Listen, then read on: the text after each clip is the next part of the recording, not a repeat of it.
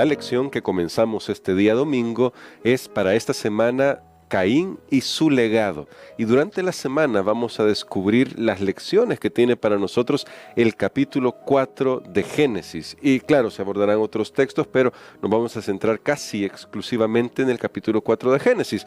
Y vamos a descubrir algunos elementos muy interesantes en toda la narración sobre uno de los primeros episodios realmente tristes después de la entrada del pecado, que ya dijimos ese fue el episodio triste, pero pastor, lo que sigue realmente nos escandaliza hasta el día de hoy.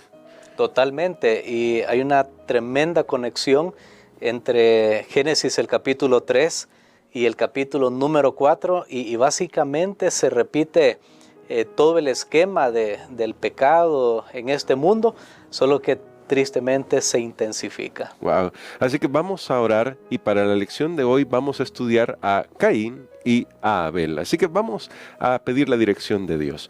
Querido Padre, necesitamos tu sabiduría y necesitamos que tu Espíritu Santo nos ayude a extraer las lecciones que nos da tu palabra. En el nombre de Cristo Jesús. Amén. En el día de hoy se nos presenta de lleno a los personajes que van a ser centrales en el capítulo 4, especialmente ahí la forma en que se presenta a Caín es bastante curiosa, pastor, pero vamos a ir al texto, Génesis 4, versos 1 y 2, para conocer a los dos personajes que nos presenta la Biblia. Y dice la palabra de Dios así en Génesis 4, 1 y 2. Conoció Adán a su mujer Eva, la cual concibió y dio a luz a Caín, y dijo, por voluntad de Jehová he adquirido un varón. Después dio a luz a su hermano Abel. Fue Abel pastor de ovejas, dice, y Caín labrador de la tierra. Comencemos, pastor, con una pregunta. ¿Cómo vieron los padres, y en este caso Eva, podríamos decir, el nacimiento de sus dos hijos? La narración ya nos da una pista de esto. Es totalmente interesante.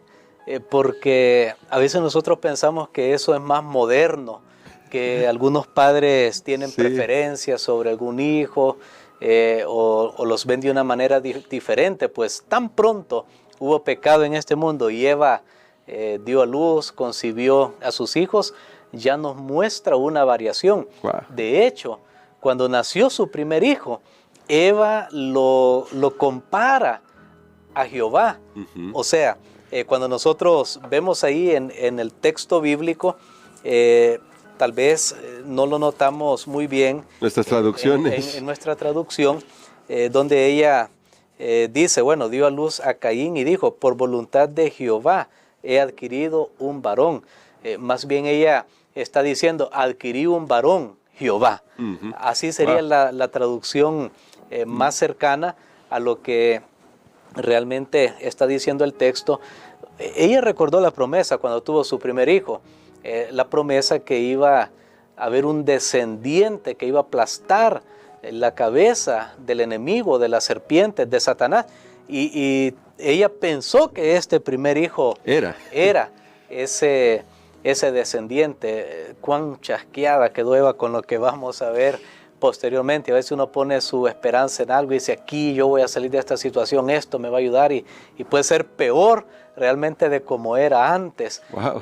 Eso es una consecuencia triste del pecado, pero cuando ella dio a luz a su otro hijo, en este caso Abel, parece que realmente ella ya no prestó mucha atención. Y eso es lo que denota el texto, porque simplemente dice, después dio luz a su hermano Abel. Ya no dice que Eva dijo, bueno, estaba emocionada, porque ella pensaba en su primer hijo. Y la palabra Abel significa soplo, que de allí tomó el autor de, esa misma palabra es la que usa el autor de Eclesiastés, cuando dice vanidad de vanidades, porque literalmente dice soplo, soplo, humo. ¿Qué es un humo? Usted no puede agarrarlo, no es nada, o sea, y eso es lo que significaba Abel.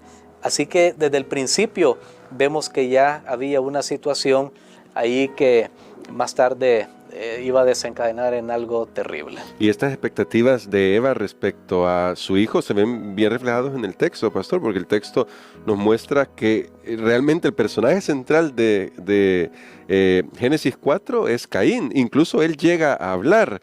Y esto está en armonía justamente con lo que Elena de White describe por acá en El deseo de toda la gente. Ella dice, la venida del Salvador había sido predicha en el Edén. Cuando Adán y Eva oyeron por primera vez la promesa, esperaban que se cumpliese rápidamente. Con gozo dieron la bienvenida a su primogénito, esperando que fuese el libertador. Así que en este sentido, pastor, ahora viene una pregunta que me gustaría hacerle con respecto a esto.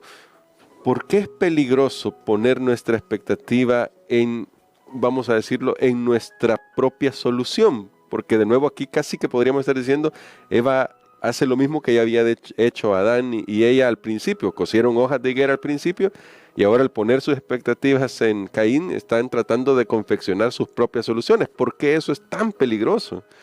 Bueno, recordemos que siempre la tentación y el problema de la humanidad es ponerse en el lugar de Dios. Cuando ya Dios ha dado ciertas indicaciones, lo mejor es seguirlas, pero parece que nosotros siempre estamos pensando, no, tal vez esto me va a funcionar, tal vez ya hemos visto que no funciona, sí, y hemos visto que no ha funcionado en otras personas, pero tal vez alguien comienza tomando y dice, no, en mi caso va a funcionar, me va a ayudar para olvidar las penas, yo voy a tomar moderadamente, yo voy a saber cuándo detenerme, no quedar tirado en la calle, y lastimosamente pues en la práctica, en la mayoría de casos no funciona de esa manera. Así que creo que aquí hay una gran lección para nosotros. Nuestra única esperanza siempre debe ser en Dios. Porque aún en este capítulo nosotros vemos que comienza hablando de un nacimiento y termina hablando de un nacimiento. Aquí el capítulo número 4.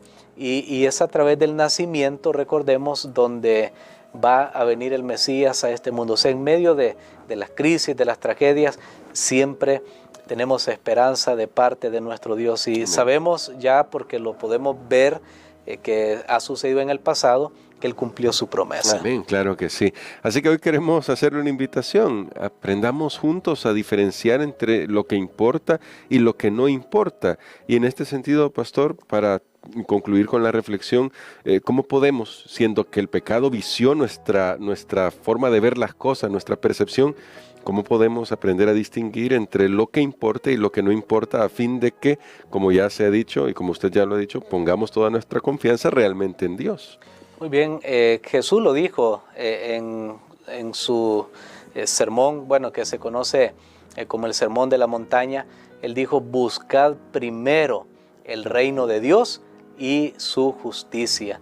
Creo que la Biblia nos da a nosotros qué es lo primero en nuestra vida, qué es lo más importante en nuestra vida. Es el reino de Dios y su justicia. Hay muchas cosas que llaman nuestra atención ahora y que se presentan con una gran urgencia, ¿Sí? que tenemos que satisfacer esa necesidad. Y muchas veces son necesidades creadas porque son cosas que al final uno puede vivir sin ellas, sí. Todas esas cosas, pero se nos llama la atención a estas cosas. Recordemos siempre el reino de Dios y su justicia y lo que dice la palabra de Dios. Por eso Jesús dijo, no solo de pan vive el hombre, sino de toda palabra que sale de la boca de Dios. Es lo que nos ayudará para distinguir. Mientras yo pongo el reino de Dios en primer lugar y yo me mantengo en comunión con Dios, vamos a escuchar esa voz que nos diga, este es el camino, andad por él. Amén. Así que vamos a pedirle a nuestro pastor que ore por nosotros para que podamos escuchar esa voz que nos guía por el camino correcto. Es decir, que el Espíritu Santo pueda obrar en nuestros corazones. Amén. Padre, te damos gracias, Señor, porque en medio del caos siempre hay esperanza. Gracias por estas lecciones que tú nos estás entregando a través de tu palabra. Gracias, Señor, porque tú muestras que estás dispuesto a operar con el ser humano, a trabajar con el ser humano para traer esperanza. Y aún a pesar de los errores, tú puedes sacar algo que sea de utilidad. Bendícenos, Señor, en este día. Lo pedimos en el nombre de Jesús. Amén. Amén.